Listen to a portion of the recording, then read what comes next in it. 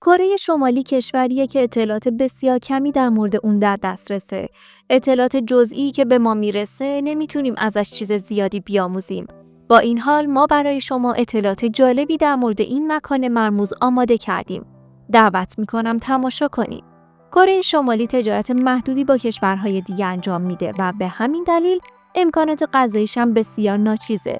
در گذشته مواقعی وجود داشت که برداشت‌های ضعیف منجر به قحطی شد و میلیون‌ها نفر جون خودشون را از دست دادند.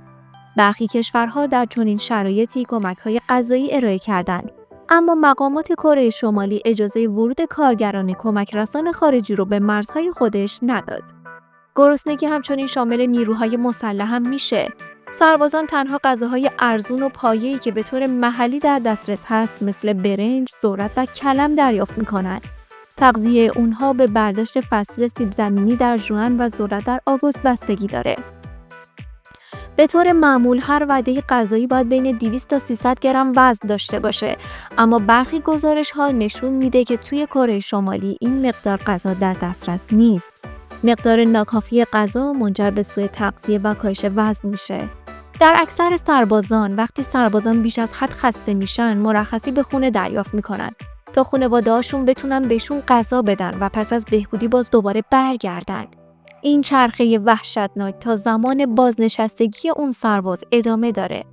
در می 2021 کیم جونگ اون دستوری صادر کرد که نظامیان از سوء تغذیه شدید رنج می‌بردند و دستور داد که هر سرباز حداقل یک وعده غذایی حاوی لوبیا در روز دریافت کنه. فرماندهانی که این دستور رو اجرا نمی‌کردند به شدت مجازات می‌شدند. با نداشتن راه دیگه‌ای برای تأمین غذا، اداره لوجستیک ارتش کره ایده نوآورانه مطرح کرد. سربازان به مدت 2 هفته به خونه‌های خودشون فرستاده می‌شدند و هنگام بازگشت هر یک از اونها باید حداقل 300 کیلوگرم لوبیا با خودش بیاره. اگه موفق به تامین لوبیا نمی‌شد، میتونستن ذرت یا برنج بیارن. برای اکثر سربازانی که از مناطق روستایی میومدن چنین راه حلی غیر قابل قبول بود. اونها باید انتخاب میکردن که آیا خانواده‌هاشون رو از غذا محروم کنن یا اینکه شاهد گرسنگی واحد خودشون باشن. شایان ذکره که کیم چجوری تونست با وجود شرایط زندگی و اقتصادی وحشتناک افراد زیادی رو به ارتش خودش جذب کنه. دلیل اصلی شستشوی مغزی کودکانه. به کودکان از سنین بسیار پایین در مهد کودک‌ها تلقین میشه. مهد کودک‌ها با نقاشی‌های سربازان تزیین شدن و توی کتاب‌ها میتونیم نمادهای زیادی مرتبط با نظام رو پیدا کنیم. اونها همچنین کارتون‌های تبلیغاتی رو با شخصیت‌هایی که سلاح‌های بارگذاری شده دارن و در حال مبارزه و نابود کردن دشمنان خودشون هستن تماشا میکنن. از سنین پایین به کودکان آموزش داده میشه که فدای کیم جونگ اون شدن چیز خاصیه. یک دانش آموز معمولی در کره هر روز ساعت 6:30 صبح بیدار میشه و بیشتر روزش رو توی مدرسه میگذرونه. پس از ساعت مطالعه در یک مدرسه دولتی، کره‌ای‌ها به کلاس‌های خصوصی میرن. از ساعت 6 تا 9 شب ادامه داره و سپس به مدت 2 ساعت به طور مستقل مطالعه میکنن. اونها حدود ساعت 11 شب به خونه برمیگردن و پس از شام و دوش گرفتن به خواب میرن و دوباره ساعت 6:30 صبح بیدار میشن و بر این باورن که کره‌ای‌ها آرزوهایی بالا دارن و والدین هزینه زیادی برای آموزش صرف میکنه.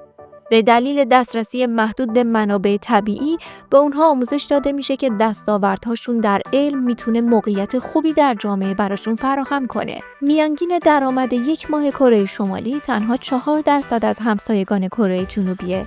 داده‌های رسمی نشون میده که میانگین درآمد اونها $100 در ماه هست. اونها حقوق خودشون رو به صورت غیر نقدی دریافت میکنن. به عنوان مثال به صورت غذا و اقلام روزمره.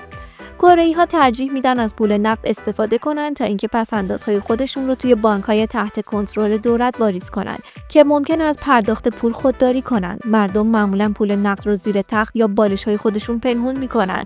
در سال 2007 3900 سطل زباله از فضاهای عمومی در کره ناپدید شد. این یک ابتکار دولتی بود تا از انداختن زباله در سطل‌های عمومی جلوگیری کنه. این اقدام با سیستمی که در سال 1995 برقرار شد همراستا بود که طبق اون ساکنان باید مسئولیت محیط زیست رو بر عهده بگیرن و برای زباله‌های خودشون هزینه پرداخت کنن.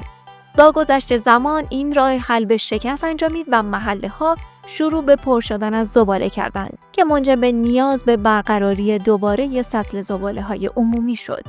اگه شما دوست دارین به راحتی در مقابل تلویزیون بشینید و از دسترسی به برنامه‌های متنوع لذت ببرید، به یاد داشته باشید که به کره شمالی نقل مکان نکنید. در حالی که اکثر ما از بار اطلاعاتی ناشی از صدها کانال پخش شده از طریق کابل، ماهواره و خدمات استریم رنج میبریم، کره شمالی تنها 4 کانال تلویزیونی داره. همه اونها هم دولتی‌اند و به شدت تحت کنترل دولت قرار دارن. بیشتر برنامه‌ها حاوی اطلاعات نادرست یا به طور خاص انتخاب شده هستند. اگرچه گاهی برنامه‌های ورزشی و کارتون‌ها هم وجود داره. علاوه بر این، کره‌ای‌ها تنها میتونن به 28 وبسایت دسترسی داشته باشند. اینترنت اونها که کانگمانگ نامیده میشه، برای کسایی که به کامپیوتر دسترسی دارن رایگانه. با این حال کامپیوترها بسیار گرون هستن و خرید اونها نیاز به تایید قبلی دولت داره. اما بریم سراغ لباس و ابزار وجود. کره شمالی همه چیز رو که به ظاهر شهروندانش مربوط میشه تحت نظر داره. کسایی که در لباس خودشون خلاقیت نشون میدن باید مورد تمسخر قرار بگیرن. اگرچه گزارش‌هایی مبنی بر اینکه تنها تعداد کمی از مدل‌های مو در کره شمالی مجاز هست، هرگز تایید نشده، اما مسلمه که به زنان اجازه نمیدن موهای بلند داشته باشن. برای جلوگیری از ابراز وجود شهروندان، یک پلیس مد وجود داره که میتونه هشدار بده یا حتی وسط خیابون موهای کسی رو کوتاه کنه. یکی از سخت‌ترین قوانین توی این کشور قانون مجازات 3 نسله.